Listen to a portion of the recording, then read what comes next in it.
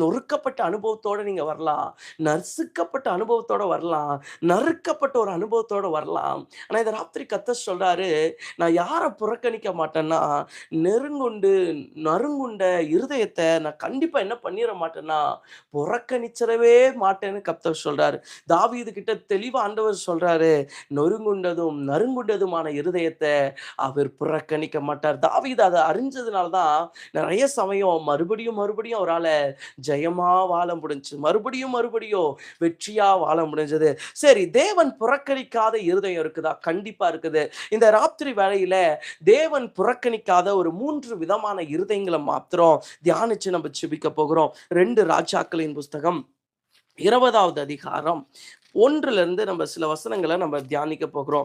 நாட்களிலே எசேக்கியா வியாதிப்பட்டு மரணத்திற்கு ஏதுவாய் இருந்தான். அப்பொழுது ஆமோத்தின் குமாரனாகிய ஏசாயா என்னும் தீர்க்கதரிசி அவனிடத்தில் வந்து அவனை நோக்கி, நீர் உமது வீட்டு காரியத்தை ஒழுங்குபடுத்தும், நீர் பிழைக்க மாட்டீர், மரித்து போவீர் என்று கர்த்தர் சொல்லுகிறார் என்றான். இங்க கவனிங்க, எசேக்கியா என்ற ஒரு பெரிய ராஜா, கர்த்தருடைய பெரிய ஸ்தானாதிபதி. இப்ப இவர் என்ன பண்ணியிருக்கிறாரு? வியாதிப்பட்டு கிடக்கிறார்.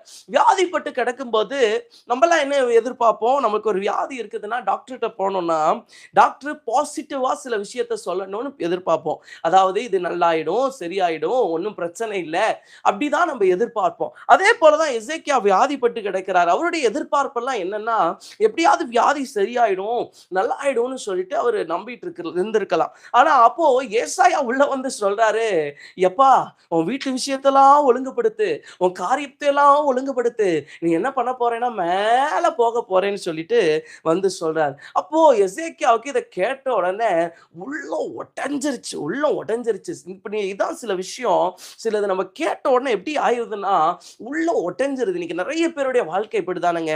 உங்க வாழ்க்கையில சில விஷயத்த கேட்ட உடனே உள்ளம் நிறைய வேலை உடைச்சிருச்சுல. நிறைய மனுஷங்க உங்களை சில விஷயம் பேசி பேசி உடைய பண்றாங்கல்ல. ஒவ்வொரு நாளும் ஒரு உடைக்கப்பட்ட அனுபவத்தோட தானே வாழ்றீங்க. இன்னைக்கு கர்த்தர் உங்க கூட தாங்க பேசுறார். ஒரு உடைக்கப்பட்ட அனுபவத்தோட, பிரதர் ஒவ்வொரு நாளும் நான் உடைஞ்சு போறேன் பிரதர், ஒவ்வொரு நாளும் நீங்க உடைஞ்சுக்கிட்டே இருக்கிறீங்க, ஒரு நாள் கூட உங்க வாழ்க்கையில நிம்மதி இல்ல, ஒவ்வொரு நாளும் நீங்க கண்ணீரோடு கிடக்குறீங்க. ஆனா இந்த ராத்திரி கர்த்தர் சொல்றார், உடைக்கப்பட்ட நொறுக்கப்பட்ட இருதயத்தை நான் புறக்கணிக்க மாட்டேன்பா. யார் வேணா புறக்கணித்து தள்ளலாம், நொறுக்கப்பட்ட இருதயத்தை யார் வேணா புறக்கணித்து தள்ளலாம். இங்க பாருங்க, ஏசாயா வந்து சொல்றாரு, இதோட நீ ஒழுங்குபடுத்திக்கோ, நீ சாக போறேன்னு சொன்னாரே. சொன்னவர் என்ன பண்ணார்? திரும்பி போயிட்டே இருந்தார். அவர் அந்த இடத்துல நிற்கவே இல்லை, தான் வேலை முடிஞ்சோடனே போயிட்டே இருக்கிறார். இன்னைக்கு அப்படிதான் நிறைய பேரு நம்மளை உடைச்சிட்டு அவங்க போறத போய்கிட்டே இருக்கிறாங்க. இன்னைக்கு நிறைய பேர் உங்க வாழ்க்கையை வேணும்னே உடைக்கிறாங்க. உங்க வாழ்க்கையில இன்னைக்கு உடைக்கப்படுகிற அனுபவம் ஒவ்வொரு நாளும் அதிகமாயிக்கொண்டே இருக்குது. பிரதர் ஒரு நாள் இது சரியாயிரும் நினைச்சேன், ஒரு நாள் இது மாறிடும் நினைச்சேன், ஆனா ஒவ்வொரு நாளும் என் இருதயம் உடைக்கப்பட்டு கொண்டே இருக்குன்னு நீங்க சொல்லலாம். ஏசாயா வருகிறார், தேவனுடைய வார்த்தையை சொல்லுகிறார். இந்த வார்த்தையினால எசேக்கியா உடைக்கப்படுகிறார். எசேக்கியா உடைக்கப்பட்ட உடனே ஏசாயா அங்க இல்ல. ஒருவேளை இதை வந்து நம்ம சாதாரணமா எடுக்கலாம், ஏசாயா திரும்பி போய் கொண்டு இருக்கிறார். ஆனா இன்னைக்கு மனுஷங்க இப்படிதான் பண்றாங்க. நிறைய வேலையில நம்மளை உடைச்சு விட்டுட்டு போயிட்டே இருப்பாங்க. இனி எழும்பவே முடியாது. நான் கடந்த ஒரு 2020வது ஆண்டு ஊழியத்துக்கு ஒப்பு கொடுத்தேன். 21ல இருந்து முழு நேரமா ஊழியம் பண்றேன். இத்தனை வருஷத்துல எத்தனை உடைப்புகள் தெரியுமா? எவ்வளவு காரமில்லாத பலிகள் தெரியுமா? எத்தனை வார்த்தைகள் தெரியுமா? இப்போ எனக்கு கிட்டத்தட்ட இந்த ஊழியத்தை வந்து கிட்டத்தட்ட 6 வருஷம் தான் ஆகுது. 6 வருஷத்திலேயே நான் இவ்வளவு உடைக்கப்பட்டிருப்பேன்னா, நமக்கு முன்னாடி இருந்த எத்தனையோ சவால் நிறைந்த ஊழியக்காரங்க எப்படி உடைக்கப்பட்டிருப்பாங்க. ஆனா எவ்வளவு உடைக்கப்பட்டாலும் எனக்கு ஒண்ணும் தெரியும், ஒரு நாள் கூட ஏசப்பா வந்து என்ன பண்ணலன்னா என்னை புறக்கணிக்கவே இல்லை. எத்தனையோ வேலையில உடைக்கப்பட்டது உண்மைங்க. ஊழியத்துல உடைக்கப்பட்டிருக்கலாம், நீங்க வீட்டுல உடைக்கப்பட்டிருக்கலாம், நீங்க உங்க குடும்பத்துல உடைக்கப்பட்டிருக்கலாம், நீங்க நேசிச்ச மனுஷங்களால உடைக்கப்பட்டிருக்கலாம். ஆனா ஒண்ணு சொல்றேங்க, கர்த்தர் கண்டிப்பா என்ன பண்ணிட மாட்டார்னா, உடைக்கப்பட்டவனை புறக்கணிச்சு தள்ளிட்டு போக மாட்டார். அவர் நம்முடைய தகப்பன். இப்போ உங்க பிள்ளைகள் ரொம்ப உடைக்கப்பட்டு உங்க காலை வந்து பிடிச்சு அழுகிறாங்கன்னு வச்சுக்கோங்களேன். ஒருவேளை உங்களுக்கு கல்யாணம் ஆயிருக்கலாம், ஆகாம இருக்கலாம். ஆனா ஒருவேளை நீங்க யோசிச்சுக்கோங்க, நீங்க ரொம்ப நேசிக்கிற ஒருத்தர் உங்க கால அப்படியே கட்டி பிடிச்சு அழுகுறாங்கன்னா, நீங்க என்ன பண்ணுவீங்க? உங்கள உதைச்சு தள்ளிட்டு போயிடுவீங்களா? கண்டிப்பா நம்ம என்ன பண்ணுவோம்? அவங்கள தூக்கி விட பார்ப்போம். அதே போல தான் ஆண்டவர், நீ என்ன பண்ணியிருந்தாலும், எப்படி போயிருந்தாலும், ஒரு டைம் நீ உடைக்கப்பட்டுட்டல்ல, நீ உடைக்கப்பட்டு இப்ப என் பக்கத்துல வரல்ல, நான் எப்படிப்பா உன்ன தள்ளி விட்டுட்டு என்னால போக முடியும்? உடைக்கப்பட்ட ஒரு மனுஷன, உடைக்கப்பட்ட அனுபவத்துல வாழுகிற மனுஷன, நான் இந்த ராத்திரி கண்டிப்பா சொல்றேன், கர்த்தர் புறக்கணிக்க மாட்டார். உங்க உடைக்கப்பட்ட வாழ்க்கைய பார்த்து, உங்க உடைக்கப்பட்ட இருதயத்த பார்த்து, உலகம் உங்கள தள்ளிட்டு போலாம் உண்மதான். உலக மனுஷங்க உங்கள தள்ளிட்டு போறாங்க உண்மதான். ஆனா இந்த ராத்திரி கர்த்தர் சொல்றாரு, உடைக்கப்பட்ட ஒருத்தன கூட எனக்கு தள்ளி அனுபவமே இல்லப்பா. எனக்கு விரோதமா சிலர் பாவமே பண்ணியிருக்கிறாங்க. உண்மதான். கர்த்தருக்கு விரோதமா சிலர் பாவமே பண்ணியிருக்கிறாங்க. ஆனா அவங்கள கூட கர்த்தர் என்ன பண்ணலன்னா, உடைக்கப்பட்ட போது தள்ளி விட்டுட்டு போகவே இல்ல. இந்த ராத்திரி கர்த்தருடைய நாமத்துல சொல்றேன். யாரெல்லாம் ஒரு உடைக்கப்பட்ட அனுபவத்தோடு, பிரதர் நான் எல்லாமே உடைக்கப்பட்டிருக்கேன் பிரதர் அப்படின்னு நீங்க சொன்னீங்கன்னா, உங்களுக்கு கர்த்தருடைய நாமத்துல சொல்றேன். கர்த்தர் உங்கள தள்ளி விட்டு போக மாட்டார். முதலாவது எசேக்கியா எதனால உடைக்கப்பட்டார்னா, ஏசாயா சொன்ன வார்த்தையை கேட்ட உடனே, இன்னைக்கு நிறைய பேருடைய வாழ்க்கையில சில வார்த்தைகள கேட்டோனே உடைஞ்சு போறீங்கல்ல. சில மனுஷங்க சிலத பேசணும்னு அவ்ளோ ஸ்ட்ராங்கா இருக்கிற நீங்க, ஒரே ஒரு வார்த்தையில அப்படியே தண்ணி போல உடைஞ்சு போயிடுறீங்க. ஒண்ணும் இல்லாம போயிடுறீங்க. இன்னைக்கு நிறைய உடைக்கப்பட்டு போயிடுறீங்க. ஆனா இயேசு யார் தெரியுமா? உடைக்கப்பட்ட உன்னை புறக்கணிக்காதவர், உடைக்கப்பட்ட உன்னை தள்ளிவிட்டு போகாதவர். இந்த ராத்திரி இயேசு உடைக்கப்பட்டவனை ஒரு நாளும் தள்ளாதவர். நான் திட்டமாய் சொல்லுகிறேன், நீ உடைக்கப்படுகிறாயா? உன்னுடைய வாழ்க்கையில ஒவ்வொரு நாளும் உடைக்கப்படுகிற ஒரு அனுபவத்துக்குள்ள போறியா? ஏன் ஆண்டவரே எனக்கு புரியல ஆண்டவரே. நான் நல்லா தானே இருக்கிறேன், நான் நல்லா தானே ஜெபம் பண்றேன். ஆனா ஏன் இன்னும் நான் உடைக்கப்படுறேன்? நீங்க ஒருவேளை கேட்கலாம். இயேசு சொல்லுகிறார், உடைக்கப்பட்டவனை தூக்கிவிட நான் வந்து நிற்கிறேன். உடைக்கப்பட்டவனை தூக்கிவிட நான் வந்து நிற்கிறேன். இன்னைக்கு ஒருவேளை சில வார்த்தை உங்களை உடைச்சிருக்கலாம், சில வார்த்தை உங்களை உடைச்சிருக்கலாம், சில சூழ்நிலை உங்களை உடைச்சிருக்கலாம். இரண்டாவது எசேக்கியா உடைச்சிருந்த காரியம் என்னன்னா, அவருக்குள்ள இருந்த ஒரு வியாதி, அவரை தாக்கி இருந்த ஒரு வியாதி. இன்னைக்கு சில சூழ்நிலை உங்களை தாக்கினதுனால நீங்க உடைஞ்சு போயிருக்கலாம், சில பிரச்சனை உங்களை தாக்கினதுனால உடைஞ்சு போயிருக்கலாம். அன்னைக்கு சொல்றேங்க, இயேசு உடைக்கப்பட்டவர்களை புறக்கணிக்காதவர், இயேசு உடைக்கப்பட்டவர்களை அல்லல் தட்டாதவர், இயேசு உடைக்கப்பட்டவர்களை உதறி தள்ளாதவர். நான் நம்புறேன், யார வேணா உதறி தள்ளிட்டு போலாம். என்னுடைய பெரிய விசுவாசம் என்ன தெரியுமா? நொறுக்கப்பட்ட இருதயத்தை கர்த்தர் ஒரு நாளும் புறக்கணிக்க மாட்டார். நீ ஏற்கனவே உடைஞ்சு போய் வந்திருக்கிற, நீ ஏற்கனவே பாரப்பட்டு வந்திருக்கிற, நீ ஏற்கனவே உன் வாழ்க்கையில எல்லாமே உடைஞ்சு இன்னைக்கு வந்திருக்கிற, நான் எப்படி உன்னை தள்ளிட்டு போவேன்? ஆண்டவரே நீங்களும் என்ன தள்ளிட்டீங்களா? நீங்க நிறைய பேருடைய கேள்வி இதுதான். ஆண்டவரே எல்லாரும் என்ன தள்ளிட்டாங்க, நீங்களும் கூட என்ன தள்ளிட்டீங்களா ஆண்டவரே? அப்படி சிலர் கேட்கிறீங்களா? இல்லங்க. யார் வேணா உங்களை தள்ளிட்டு போலாம். ஆனா இயேசு உங்கள தள்ளிட்டு போக மாட்டார். இயேசு உங்கள புறக்கணிச்சுட்டு போக மாட்டார். இயேசு உங்கள தள்ளிட்டு போகவே மாட்டாருங்க. இன்னைக்கு எல்லாருமே உங்கள உடைச்சிருக்கலாம். எல்லாருமே உங்கள ஒன்றுமில்லாம ஆக்கியிருக்கலாம். ஆனா இன்னைக்கு இயேசு ஏன் உங்கள சந்திக்கிறார் தெரியுமா? ஏன் இந்த சப்தத்த கேட்க பண்றார் தெரியுமா? மறுபடியும் உங்கள கட்டி எழுப்புறதுக்கு, மறுபடியும் உங்கள உருவாக்குறதுக்கு, மறுபடியும் உங்கள வளரச் செய்யறதுக்கு, மறுபடியும் உங்கள கனி கொடுக்க வைக்கிறதுக்கு இயேசு உங்களை நோக்கி பார்க்கிறார். பாருங்க எசேக்கியா இத்தனை சூழ்நிலை உடைக்கப்பட்ட உடனே எசேக்கியா என்ன பண்றார்? இன்னைக்கு இதுதாங்க விஷயம். நிறைய சமயம் உடைக்கப்படுற உண்மை. ஆனா நம்ம அதை எப்படி கையாளுறோம் அதுதான விஷயம். எசேக்கியா பாருங்க உடைக்கப்பட்ட உடனே அப்படியே செவுரு புறமா திரும்புறார். உடைக்கப்பட்ட அதாவது ஏசாயா தான் வந்து என்ன சொல்றாரு, நீ செத்துருவ, உன் வீட்டு காரியத்தை ஒழுங்குபடுத்தும். ஏசாயா கிட்ட அவர் ஒரு வார்த்தை கூட பேசவே இல்லை. அவர் அப்படியே செவுரு பக்கமா திரும்பி மிகவும் அழுக ஆரம்பிக்கிறார். இன்னைக்கு நிறைய வேலையில நான் உங்களுக்கு ஒரு விஷயத்த சொல்றேன், உங்களை உடைக்கிறவங்க கிட்ட திரும்ப திரும்ப திரும்ப போய் போராடாதீங்க. அவங்களுக்கு தேவையே என்னதான்னா நீங்க உடைஞ்சு போகணும் தான், உங்களுக்கு வரக்கூடாது தான். சிலரெல்லாம் சிலதை நல்லா விசாரிக்கிற மாதிரியே எப்படி இருப்பாங்கன்னா உடைச்சிட்டு போயிடுவாங்க. நமக்கு நல்லது பண்ற மாதிரியே சிலர் உடைப்பாங்க, உங்களை நேசிக்கிற மாதிரியே சிலர் உடைப்பாங்க, உங்க மேல பாசம் காட்டுற மாதிரியே சிலர் உடைப்பாங்க, அன்பான வார்த்தைகளை சொல்லியே சிலர் உடைப்பாங்க. சிலர் உடைக்கிறதுக்கு தீமையான வார்த்தையெல்லாம் வேண்டாம், அன்பான வார்த்தை போதும், அன்பான சில காரியம் போதும். அதை வச்சே இன்னைக்கு அநேகர் உடைத்துட்டு போகலாம். ஆனா இந்த ராத்திரி எசேக்கியா அப்படிப்பட்ட அனுபவத்துல அவன் செஞ்ச ஒரே காரியம் என்ன தெரியுமா? அவன் நேசிச்ச வார்த்தையா எதுவா இருந்தாலும் சரி, அவன் திரும்பி இயேசுவை நோக்கி பார்க்கிறான், கர்த்தரை நோக்கி பார்க்கிறான். இந்த ராத்திரி ராத்திரி வேலையில தேவஜனங்களே, உங்களை உடைக்கிற மனுஷங்களை நீங்க திரும்ப திரும்ப நோக்கி பார்ப்பீங்கன்னா, மறுபடியும் மறுபடியும் நீங்க என்ன பண்ணிட்டே இருக்கணும்னா, உடைஞ்சு போய்க்கொண்டே இருக்கணும். ஆனா இந்த ராத்திரி கர்த்தருடைய நாமத்துல சொல்றேன், இதுக்கு மேல நீங்க எதை பார்க்க வேண்டாம்னா, உடைக்கிற மனுஷனை பார்க்காத, உடைக்கிற சூழ்நிலையை பார்க்காத, உன்னை கட்டுகிற ஆண்டவரை நோக்கி பார். ஒரு பாட்டு அழகா இருக்கும். என் வாழ்வை இடிக்கும் சத்துருவை காட்டிடும், என் வாழ்வை கட்டும் தேவன் பலனுள்ளவர். இந்த ராத்திரி அந்த வார்த்தையை நான் உங்க இருதயத்துல வைக்க விரும்புறேன். உங்க வாழ்க்கைய இடிக்க நினைக்கிற பிசாசை விட, உங்க வாழ்க்கையை இடிக்க நினைக்கிற மனுஷனை விட, உங்க வாழ்க்கையை கற்ற தேவன் ரொம்ப ரொம்ப ரொம்ப பலனுள்ளவர் என்பதை மறந்து போயிடாதீங்க. இந்த ராத்திரி நான் திட்டமா சொல்றேன். அவர் யாருன்னா, நொறுக்கப்பட்டவனை புறக்கணிச்சுட்டு போக மாட்டார். நீ ஏன் நொறுங்கி இருக்கிற? உன்னை எப்படிப்பா நான் தள்ளிட்டு போவேன்? நான் உன்னை உருவாக்கினது ஏன்? நீ சந்தோஷமா வாழணும், நீ நிம்மதியா இருக்கணும், அதுக்கு தான். ஆனா இன்னைக்கு நீ நொறுங்கி நிக்கிற. நீ நொறுங்கி நிக்கும் போது எல்லாரும் உன்னை விட்டுட்டு போலாம், உண்மைதான். ஆனா நான் எப்படி உன்னை விட்டுட்டு போக முடியும்? நான் உன் தகப்பன் அல்லவா, நான் உன் தேவன் அல்லவா என்று கர்த்தர் உங்களை பலப்படுத்துகிறார் இந்த ராத்திரி வேளையில. இந்த ராத்திரி கர்த்தர் சொல்றாரு, உடைக்கப்பட்ட மகனே, உடைக்கப்பட்ட மகளே, நீ உடைக்கப்பட்டதுனால என்னுடைய பிள்ளை இல்லைன்னு ஆயிட மாட்டேமா, என் பிள்ளை இல்லைன்னு ஆயிட மாட்டேன். இந்த இயேசு சொல்லுகிறார், நீ என் மகள், நீ என் மகன். நீ உடைக்கப்பட்டு இருக்கலாம், யாருமே உன் பக்கத்துல இல்லாம இருக்கலாம், யாருமே உனக்கு உதவி செய்யாம இருக்கலாம். நான் இயேசு சொல்லுகிறார், இந்த ராத்திரி வேளையில நான் உடைக்கப்பட்டவர்களின் நடுவிலே உடைக்கப்பட்டவர்களை புறக்கணிக்காத ஒரு தெய்வமாய் கூட நிற்கிறேன். ஒரு சமயம் ஒரு மேலை நாடுல ஒரு சகோதரி கணவனை மாத்திரம் நம்பி போய் அங்க வசிக்கிறாங்க. அப்போ கணவனும் அவங்களும் தான் அங்க இருக்கிறாங்க. ஒரு குழந்தை அவங்களுக்கு பிறந்துருச்சுன்னு நினைக்கிறேன். அப்போ குழந்தையும் பிறந்துருச்சு. இப்போ திடீர்னு பார்த்தா கணவன் மரித்து போகிறார். கணவன் மரிச்சு போனோடனே இந்த அம்மா அப்படியே வீட்டுக்குள்ளேயே பித்து பிடிச்ச மாதிரி ஆயிடுறாங்க. ஏன்னா அமெரிக்க தேசத்துல மேலை நாடுகள்லாம் பார்த்தா ஒரு வீடு பக்கத்து வீடோட பெரிய அளவுல பழக்கம் இருக்காது. அவங்க ஒரு தனிப்பட்ட தனி உரிமையை விரும்புவாங்க. ஒரு சுதந்திரத்தை விரும்புவாங்க. எல்லாருமே இண்டிபெண்டன்ட்டா வாழதான் விரும்புவாங்க. ஸோ அதுதான் மேலை நாடுகளுடைய ஒரு பெரிய கலாச்சாரமா இருக்குது. நிறைய உறவுகளை விரும்ப மாட்டாங்க. அத மாதிரி இந்த சகோதரி வீட்டுக்குள்ள இருந்து தனியா கதவு பூட்டி அழுதுகிட்டே இருக்கிறாங்க. ஏன்னா அவங்களுக்கு என்ன செய்யறதுன்னு தெரியல. ஒரு மாதிரி பித்து பிடிச்ச மாதிரி ஆயிடுச்சு. ரொம்ப நொறுக்கப்பட்ட இருதயத்தோட அவங்க வீட்டுக்குள்ள அழுதுகிட்டே இருக்கிறாங்க.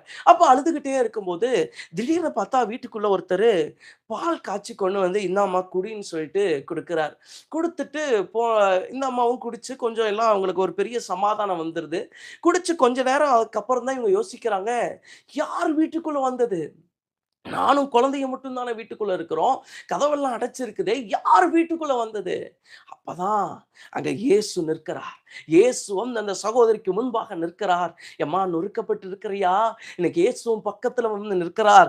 ஏன் மேலை தேசத்துல தனிமையாய் நொறுக்கப்பட்ட ஒரு சகோதரியை தேடி இயேசு வருவார்னு சொன்னா, இந்த ராத்திரி வேளையில நொறுக்கப்பட்டு உடைக்கப்பட்டு இருக்கிற உன்னை தேடி இயேசு வருகிறார்.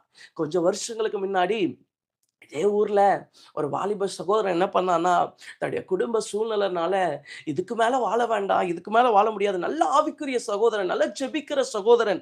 ஆனா அவ்வளோ ஜெபிச்சு கூட அந்த தம்பி என்ன பண்ணிட்டான்னா, இல்ல இதுக்கு மேல வாழ முடியாது, இதுக்கு மேல என்னால இருக்க முடியாதுன்னு சொல்லிட்டு, நான் சாகர ஆண்டவரேன்னு சொல்லிட்டு, இருதயம் நொறுங்கப்பட்டவனா அந்த அறைக்குள்ள போய் கதவை சாத்திடுறான். அவன் உள்ள அவ்வளோ உடைஞ்சிருக்கு, அவ்வளோ காயம் இருக்கு, அவ்வளோ ரணம் இருக்குது.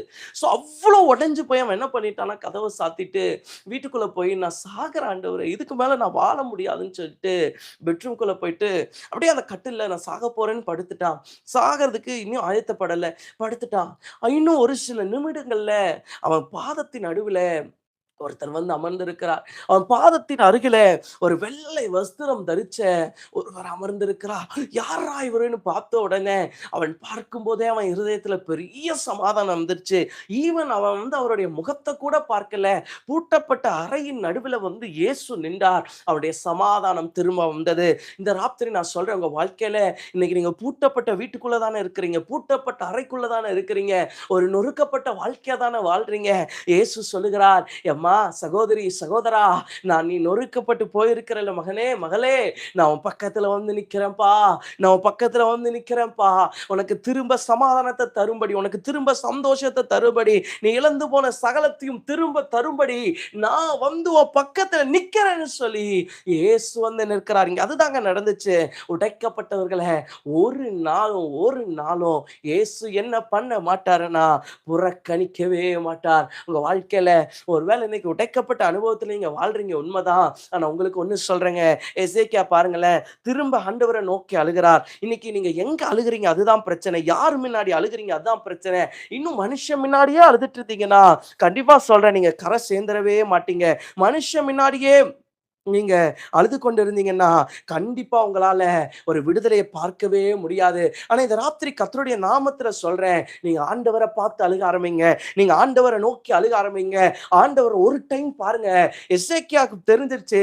இதுக்கு மேல ஏசாயாட்ட பேசினா பிரயோஜனமே இல்லன்னு சொல்லிட்டு கர்த்தர நோக்கி பார்க்கிறார். இன்னைக்கு நெறைய சமயம் நம்ம யார்கிட்ட தான் போராடுறோம்னா, நம்மள உடைக்கிற மனுஷங்கிட்ட தான் போராடுறோம். நம்மள உடைக்கிற பிரச்சனை கிட்ட தான் போராடுறோம். ஆனா இல்ல, இன்னைக்கு ஒண்ணு முடிவெடுத்துருங்க. இதுக்கு மேல இவன்ட்ட போராடினா, அது உங்க கணவனா இருக்கலாம், மனைவியா இருக்கலாம், உங்க குடும்ப உறவினர்களா இருக்கலாம், யாரா வேணா இருக்கலாம். ஆனா இன்னையில இருந்து நீங்க ஒரு தீர்மானம் பண்ணுங்க. உங்க பிள்ளைகளா கூட இருக்கலாம். இதுக்கு மேல இவன்ட்ட பேசுனா பிரயோஜனம் இல்ல, போராடினா பிரயோஜனம் இல்லன்னு சொல்லிட்டு கர்த்தரை பார்த்து அழுக ஆரம்பிங்க. பாருங்க, எசேக்கியா கர்த்தரை பார்த்து அழுக ஆரம்பிச்ச உடனே, ஏசாயா வீட்டு வாசப்படி இனி தாண்டல. ஆண்டவர் சொல்றாரு, நீ போய் பேசுப்பா. 15 வருஷத்தை கூட்டிட்டேன், போய் சொல்லு. இந்த ராத்திரி நான் சொல்றேன், நீங்க கர்த்தரை பார்க்கும்போது, கர்த்தராகிய இயேசுவின் நாமத்துல நான் சொல்றேன், உங்க வாழ்க்கையில திரும்ப திரும்ப கர்த்தர் எதை கொண்டு வருவாருன்னா, நீங்க எதனால உடைஞ்சு போனீங்களோ அந்த காரியத்திற்கு ஒரு பெரிய விடுதலைய இந்த ராத்திரி கர்த்தர் கொண்டு வர போகிறார். சோ முதலாவது கர்த்தர் சொல்லுகிறார், நொறுங்குண்ட இருதயத்தை அவர் என்ன பண்ணவே மாட்டார்னா புறக்கணிக்கவே மாட்டார். இரண்டாவது பாருங்க, நறுங்குண்ட இருதயத்தை இயேசு புறக்கணிக்க மாட்டார். இந்த வசனம் சொல்லுது. மத்தேயு 26 பாருங்க, 74வது வசனம்.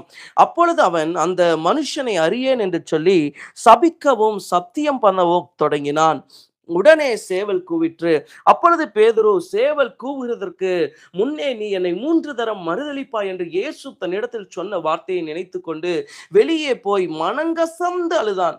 லிசன், இங்க பாருங்க.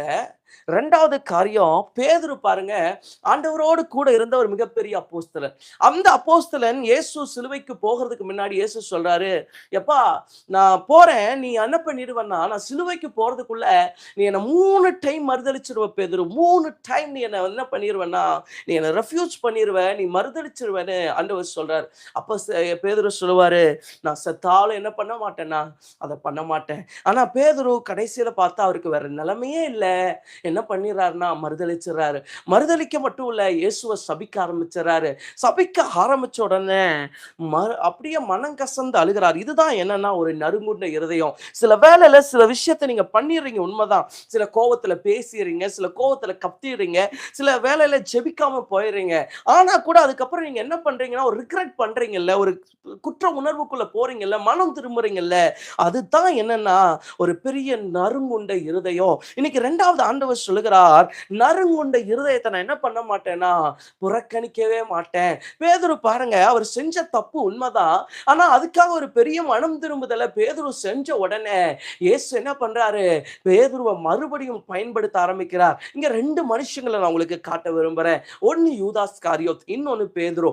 ஒன்னு யூதாஸ் என்ன பண்றாரு, இயேசுவை காட்டி கொடுக்கிறார், எல்லாருக்கும் தெரிஞ்சது. ஆனா பேதுரு என்ன பண்றாரு, ஆண்டவரை சபிக்க ஆரம்பிக்கிறார். ஆண்டவரை சபிக்கிறார், தெரியாதுன்னு சொல்றார். ஆனா இந்த பேதுரு மனங்கசந்து அழுத உடனே ஆண்டவர் என்ன பண்றாரு, பேதுருவை ஏற்றுக்கொள்கிறார்.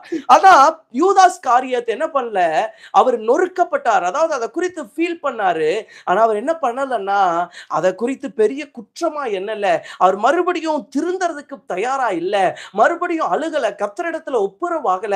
இன்னைக்கு நிறைய பேர் நொறுக்கப்படுறீங்க சில விஷயத்துல உண்மைதான். ஆனா நொறுக்கப்பட்டதுக்கு அப்புறம் உங்க வாழ்க்கையில அடுத்து 2வது என்ன வரணும் தெரியுமா, ஒரு நறுங்குண்ட ஆவி வரணுங்க. சில வேளையில ஆண்டவரே நான் உங்களை நோகடிச்சிட்டேன் உண்மைதான் ஆண்டவரே, ஆனா நான் இப்ப அதை ரெக்ரெட் பண்றேன், நான் இப்ப அதை குறித்து நான் தப்புன்னு யோசிக்கிறேன் ஆண்டவரே. அப்படி ஒருவேளை சில விஷயத்துக்காக நீங்க மறுபடியும் உங்களை ஒப்பு கொடுப்பீங்கன்னா கர்த்தர் என்ன பண்ண மாட்டார்னா உங்களை புறக்கணிக்கவே மாட்டார். தன் தவறுக்காக வருந்துகிற இருதயம் உள்ள ஒரு மனுஷனை கர்த்தர் தள்ளிவிட்டு போக மாட்டார். இன்னைக்கு நெறைய பேருக்கு சில தப்ப சில வருஷத்துக்கு முன்னாடி பண்ணியிருப்பீங்க. அதுக்கு ஒப்புரவும் ஆயிருப்பீங்க ஆண்டவரோட. ஆனா திரும்ப திரும்ப சாத்தான் சிலத பேசும்போது உங்களுக்கு என்ன ஆகும்னா, ஐயோ! ஆண்டவர் என் கூட இல்ல, ஆண்டவர் என் கூட இல்ல. அப்படி சில வேளையில யோசிப்பீங்க. ஆனா இல்லைங்க. இன்னைக்கு கர்த்தர் சொல்றாரு, "எப்பா நான் என்ன பண்ண மாட்டேன்னா, நறுங்குண்ட இருதயத்த அதாவது தப்பு பண்ணிட்டேன் உண்மதான். ஆனா தப்பு பண்ணா கூட, ஆண்டவரே நான் செஞ்சது தப்பு ஆண்டவரே" அப்படின்னு சொல்லி உன் இருதயத்தின் அளவுல நீ ஆண்டவரோடு ஒப்புரவாகுறல்ல, கல்லா இல்லாம சதையா ஆண்டவர் கூட விழுகிறல்லப்பா, நான் அவன என்ன பண்ணிற மாட்டேனா, புறக்கணிக்க மாட்டேன்னு கர்த்தர் சொல்றாரு. இந்த ராத்திரி ஆண்டவராகிய இயேசுவின் நாமத்தில கர்த்தருடைய வார்த்தை வருகிறது.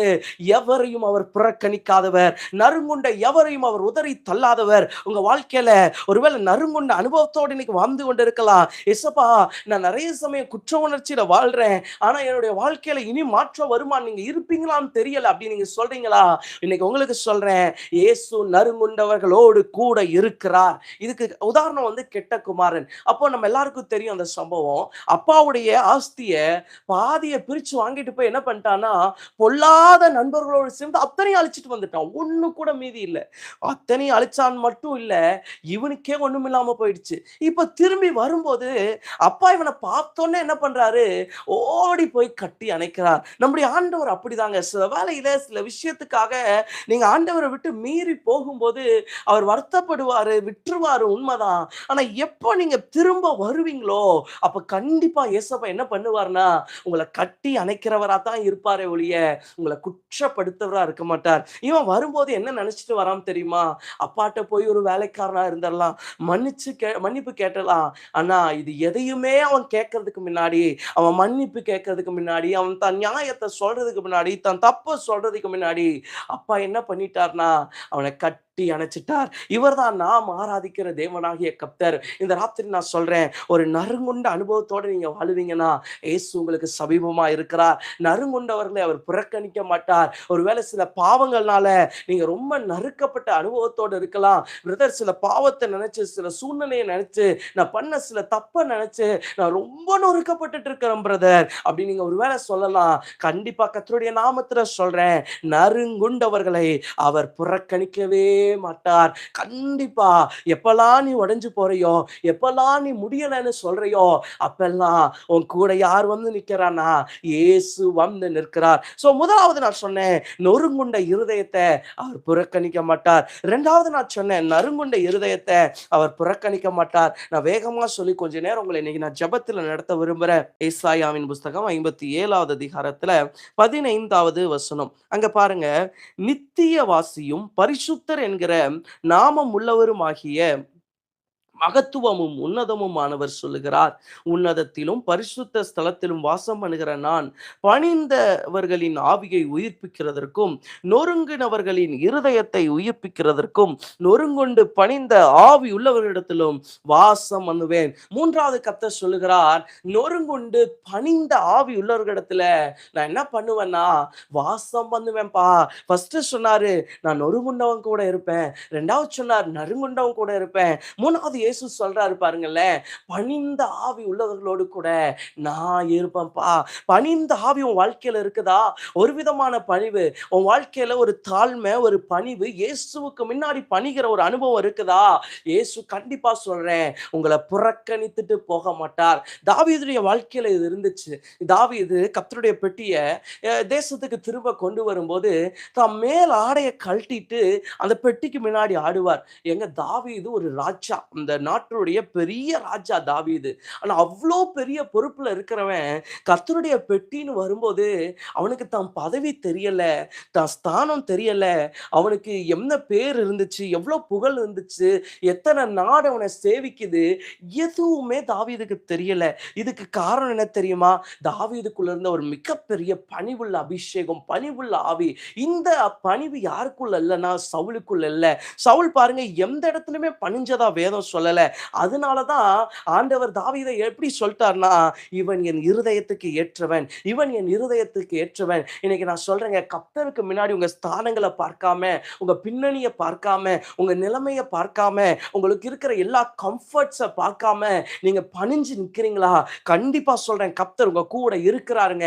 பணிஞ்சு இருக்கிறேன் பிரதர். ஆனா நான் இன்னைக்கு ஒண்ணும் இல்லாம இருக்கேன் நீங்க ஒருவேளை சொல்லலாம். கண்டிப்பா பணிஞ்ச உங்கள கர்த்தர் கைவிடவே மாட்டார். தாவீது சில வேளையில சில சத்துருக்களால துரத்தப்பட்டது உண்மை. ஆனா கைவிடப்படலைங்க. எந்த இடத்திலும் தாவீது கைவிடப்படல. எல்லா இடத்திலும் கர்த்தர் யார் கூட இருந்தாருன்னா, தாவீது கூட இருந்தார். இந்த ராத்திரி அதே கர்த்தர் தான் யார் கூட இருக்கிறார்னா, நம்ம கூட இருக்கிறார். தாவீதின் தேவன் நம்முடைய தேவன் என்பதை மறந்து போயிடாதீங்க. சோ பணிந்த ஆவி உள்ளவர்களிடத்துல இயேசு இருக்கிறார். தாவீதுக்கு அங்க மட்டும் தான் பணிவு இருந்துச்சா? ஒரு சமயம் பத்சேபாள்ட்ட பாவம் பண்ணிடுறார். பாவம் பண்ண உடனே நாத்தான் தீர்க்கதரிசி வேல் சொல்லுவாரு, எப்பா நீ தப்பு பண்ணிட்ட, நீ பண்ணது மிகப்பெரிய பாவம்னு சொன்னான்னு ஒரு கதையை சொல்லுவார். சொன்ன உடனே தாவீது, நான் ராஜா, நீ எப்படி என்னுடைய தப்ப சொல்லலாம் அப்படியெல்லாம் கேட்கல. தாவீது உடனே தன்னை தாழ்த்துகிறார், உடனே தன்னை தாழ்த்துகிறார். இதுதான் தாவீதுடைய இருதயம். இதுதான் தாவீதுடைய ஒரு பெரிய பணிவு. இன்னைக்கு நான் சொல்றேன், எந்த உயர்விலும் நமக்கு ஒரு பெரிய பணிவுள்ள இருதயம் வேணும். நீங்க ஆண்டவர் உங்க வாழ்க்கையில கூடயே வச்சுக்கணும்னு நினைக்கிறீங்களா? கண்டிப்பா சொல்றேன், பணிந்தவர்களோடு கர்த்தர் இருப்பார். பணிந்த அனுபவம் உள்ளவர்களோடு இயேசு இருப்பார். இன்னைக்கு உங்க வாழ்க்கையில ஒரு பணிவு இருக்குதாங்க. இன்னைக்கு ஆண்டவர் ஏன் சிலதை செய்யல? சில வேளையில உங்க வாழ்க்கையில பணிவின் அனுபவம் இல்லாம போயிடுச்சு. அதனாலதான் சிலது நடக்காம இருக்குது. ஆனா இந்த ராத்திரி கர்த்தர் சொல்லுகிறார், பணிந்தவர்களோடு கூட நான் வாசம் பண்ணுவேன். ஒரு பணிந்த அனுபவத்தோட இன்னைக்கு இயேசுவை கூட வச்சுக்கிறதுக்கு ஒரு பெரிய அனுபவம் என்னன்னா, இந்த 3 விஷயம். நொறுங்குண்டவர்களோடு கர்த்தர் கூட இருக்கிறார், நறுங்குண்டவர்களோடு கர்த்தர் கூட இருக்கிறார். 3வது பணிந்தவர்களோடு கர்த்தர் கூட இருக்கிறார். நம்ம ஜெபம் பண்ண போறோம். இந்த இருதயத்தை எங்களுக்கு தாங்க ஆண்டவரேன்னு ஜெபம் பண்ணலாமா? எல்லாரும் கண்களை மூடி ஹalleluya. அப்பா, இந்த இருதயத்தை இயேசுவின் நாமத்தினால ஒரு ரகதா ரக லப ஷம்தரபா, இயேசுவின் நாமத்தில ஒரு நொறுங்குண்ட இருதயம், ஒரு பணிந்த இருதயம் அது இந்த ராத்திரி ஒவ்வொருவருக்கும் உண்டாவதாக. நொறுங்குண்ட பணிந்த இருதயத்தை கர்த்தர் நீர் புறக்கணிக்க மாட்டீர், புறக்கணிக்க மாட்டீர், புறக்கணிக்க மாட்டீர். இந்த ராத்திரி யார் யாரெல்லாம் ஒரு நொறுக்கப்பட்ட அனுபவத்தோடு இருக்கிறார்களோ, கர்த்தர் சொல்லுகிறார், நொறுங்கி போன உன்னை நான் புறக்கணிக்க மாட்டேன், நறுங்குண்டு போன உன்னை நான் புறக்கணிக்க மாட்டேன்.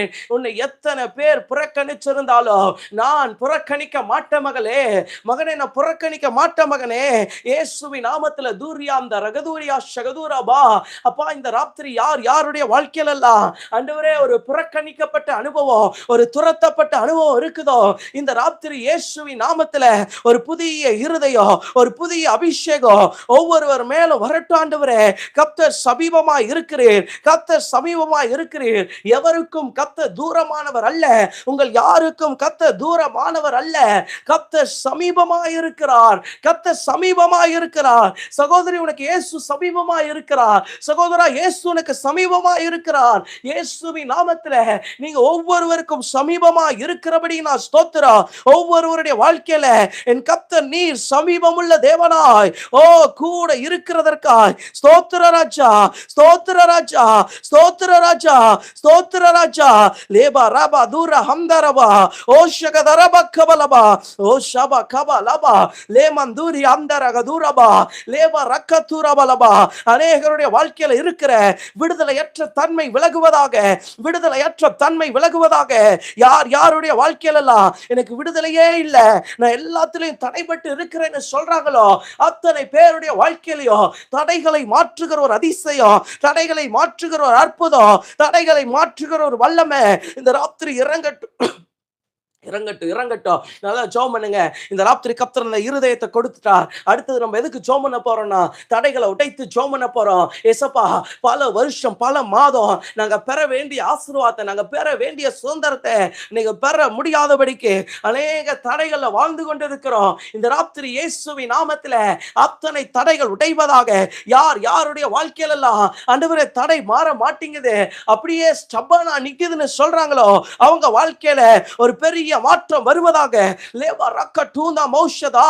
உன் தடைகளை உடைக்க இயேசு வருகிறார். உன் தடைகளை உடைக்க இயேசு வருகிறார். இதுவரைக்கும் தடைப்படுத்தி வச்சு கொண்டிருந்த, தாமதப்படுத்தி கொண்டிருந்த அத்தனை அந்தகார வல்லமைகளை அழிக்கிறோம். இயேசுவின் நாமத்தில் வானமண்டல பொல்லாத சேனைகளை அழிக்கிறோம், நிர்மூலமாக்குகிறோம். எங்களுடைய வாழ்க்கையில இதுவரைக்கும் எதெல்லாம் தடைபட்டு இருந்ததோ இப்பொழுது ரிலீஸ் பண்றோம்.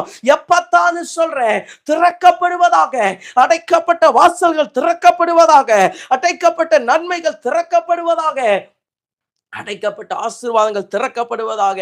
இதுவரை பார்த்த தடைகளை இல்ல ஆண்டவரே, இனி ஒரு மகிமை, இனி ஒரு மகிமை ஒவ்வொருவருடைய வாழ்க்கையிலையோ ஒரு புதிதான மகிமை இறங்குவதாக, புதிதான வல்லமை இறங்குவதாக.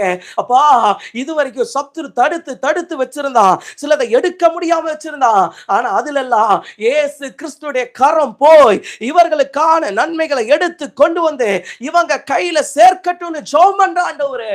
லேபா ராக்கா டூனாமா எடுக்க முடியாத சில நன்மைகளை கர்த்தரோட கை நமக்காக எடுத்து கொடுக்கும்.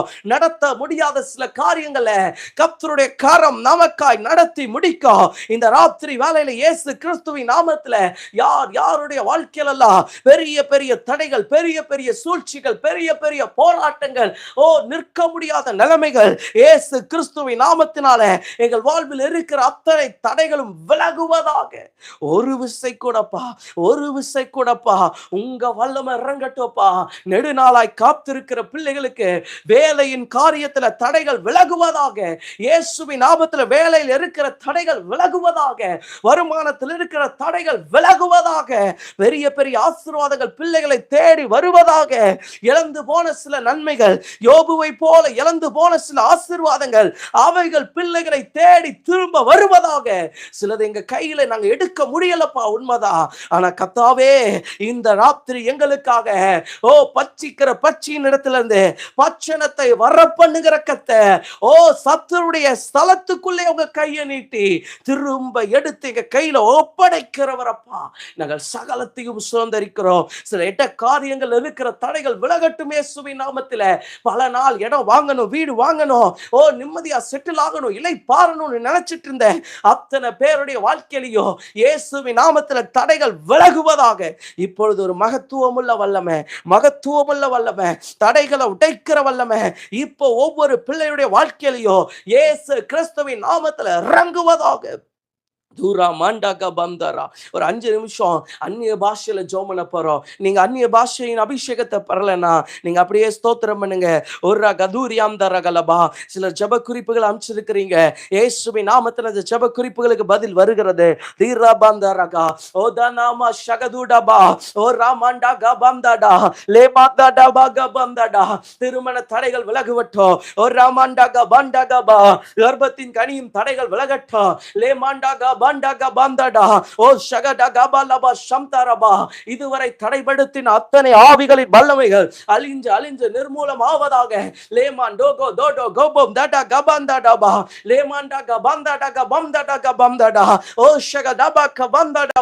பிள்ளைகளை இயேசு பக்கம் திரும்ப முடியாதபடிக்கு, பெற்றோர் பக்கம் திரும்ப முடியாதபடிக்கு சத்துரு படுத்தின அத்தனை தடைகள் விலகுவதாக. ஒரு 5 நிமிஷத்துல ஜெபம் பண்ணி முடிக்க போகிறோம். நல்ல ஆவியில நிரம்பி ஜெபம் பண்ணுங்க. நீங்க இருக்கிற இடத்துல வாயை திறங்க. இதுவரைக்கும் சில ஊழியங்கள்ல பண்ணின தடைகள் எல்லாம் விலகட்டும். சத்துருவின் வல்லமை விலகட்டும். ஓசே மேரே கதுனியா ஹத்துரா லேமா ஷகதுனியாமா துரபக்கபா ஓரபக்கட்டுரபலபா ஓ ஷகலபௌதனி ஹம்தரபோ லேபா லாபா ஷம்தரபா ஓரமந்த ரகதுனியா துரபல ஷம்தரபா. தேவனுடைய வல்லமை இறங்கட்டும். தேவனுடைய பட்டயம் நீட்டப்படட்டும். இதுவரைக்கும் தடுத்து வைக்கப்பட்டிருந்த அத்தனை நன்மைகளும் திரும்ப வருவதாக. அத்தனை ஆசீர்வாதங்கள் திரும்ப வருவதாக. லேபா லாபா லாபா ஷம்தாரா. இந்த ராத்திரி இயேசுவின் நாமத்தில் யாருடைய வாழ்க்கையிலெல்லாம் இதுவரைக்கும் மேற்கொள்ள முடியாத தடைகளை அனுபவித்துக் கொண்டிருக்கிறார்களோ, இந்த நேம் ஆஃப் ஜீசஸ் ஒரு விடுதலை உண்டாவதாக. விடுதலை உண்டாவதாக. லேப்ரோ ஹம்தரோ, லேப்ரோ ஹம்தரோ, லேப்ரோ ஹம்தரோ, லேப்ரோ ஹம்தரோ ஷகதரா, லேபா கபா லபா ஷம்தரா பலபா. இயேசு கிறிஸ்துவின் நாமத்திலே தடைகள் விலகினதற்காய் ஸ்தோத்திரம். தடைகள் விலகினதற்காய் ஸ்தோத்திரம். அத்தனை நன்மைகளும் அத்தனை ஆசீர்வாதங்களும் திரும்ப வருகிறதற்காய் ஸ்தோத்திரம். தகப்பனே, இந்த 8 நாள் உபவாச ஜெபத்தை நீங்க நடத்துனீங்கப்பா. எங்க பலன் இல்லப்பா, எங்க ஞானம் இல்லப்பா, அத்தனை மகிமை உமக்கு தான்ப்பா செலுத்துறோம். நீங்க தான் எல்லாவற்றிலும் தடையில்லாம நடத்துனீங்க. உடைய பிள்ளைகளை மனதார ஆசீர்வதிக்கிறேன். வந்தவர்கள் போனவர்கள் எல்லாரும் மேலேயும் உடைய ஆசீர்வாதம் இருக்கட்டும். இந்த செய்தி எந்தெந்த ஊர்ல இருந்து எந்தெந்த இடத்துல இருந்து கேட்கிறாங்களோ அவங்க வீட்டுக்குள்ள இந்த ஆசீர்வாதம் தங்கட்டும் அப்பா. பிள்ளைகள் மேல இந்த ஆசீர்வாதம் தங்கட்டும். நன்மையினால நிரப்புங்க. எல்லாரையும் உடைய நாமத்தில் ஆசீர்வதிக்கிறேன். நான் பிரயோஜனமான ஊழியக்காரன். கனத்தை உமக்கு செலுத்துகிறேன். மகிமை நீர் எடுத்துக்கொள்ளும் இயேசுவின் நாமத்தில் பிதாவே. ஆமென், ஆமென். ஆத்துமாவே கர்த்தரை ஸ்தோத்திரி, என் முழு உள்ளமையுடைய பரிசுத்த நாமத்தை ஸ்தோத்திரி. ஆத்துமாவே கர்த்தரை ஸ்தோத்திரி, கர்த்தர் செய்த சகல உபகாரங்களை மறவாதே. ஆமென்.